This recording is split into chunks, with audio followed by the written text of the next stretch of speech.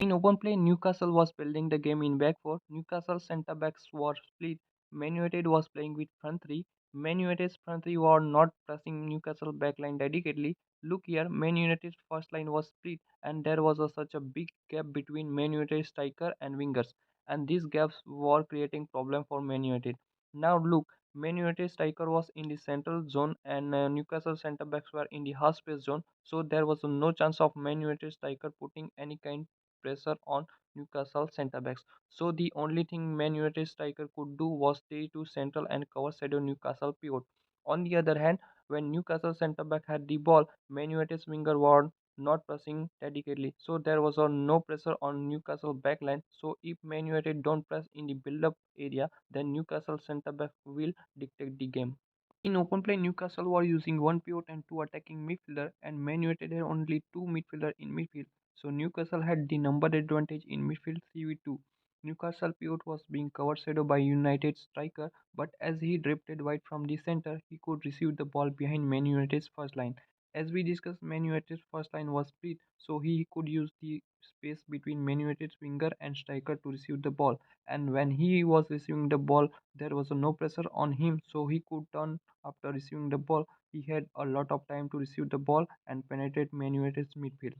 Man United's midfield consisted of two players and they were operating central and narrow, and they were only covering the central zone. On the other hand, Newcastle were using two attacking midfielder and they were playing between the lines. And look, Newcastle attacking midfielder were split as compared to Man United's midfielder. Man United's midfielder were trying to cover Newcastle attacking midfielder. So if Man United's midfielder presses Newcastle pivot, Newcastle attacking midfielder will be completely free. So Man United's midfielder were allowing Newcastle pivot to receive the ball. In short, Man United's midfielder were narrow and Newcastle midfielder was split. So when Newcastle pivot was receiving the ball and turning, he could easily receive the ball behind Man United's midfield. When this scenario was happening, Newcastle fullback were running in the wide zone and the far side forward was also supporting them. Both Newcastle fullbacks and forward were pulling the Man United backline, so vertical space was being created between Man United backline and midfield. And when Newcastle was in transition, the striker was dropping in and linking up, and Man United's two midfielders were being outplayed.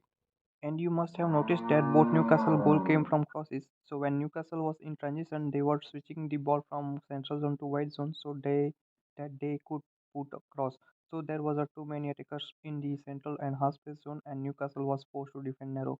And when switching from midfield, Newcastle fullback were free to receive the ball in the wide zone. Newcastle strong side was left hand side, and Manchester United's weakest player was Man United wingback Azarawi. Both times he did not close down Newcastle fullbacks and forward properly, and Man United conceded two goals.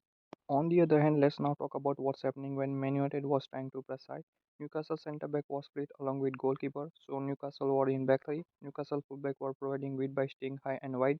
Due to Man United's front line being split, Newcastle player could receive the ball behind Man United's first line. In this scenario, Newcastle pivot was receiving the ball while Man United's midfielder was trying to press him. But in the build-up phase, Man United midfielder were operating little deep, so Newcastle pivot had to cover lot of distance to press. So when Man United midfielder would go to press Newcastle pivot, the pass would have already been played. On the other hand, Man United did not have any player in the wide zone, so Newcastle fullback could have easily received the ball. So when the fullback of Newcastle was receiving the ball, there was no pressure on him in the wide zone, so he was driving the ball in the wide zone. Now see, the midfielder of Man United was committed to the pivot of Newcastle, so the left hand side midfield was completely open and the attacking midfielder of Newcastle was free to receive the ball.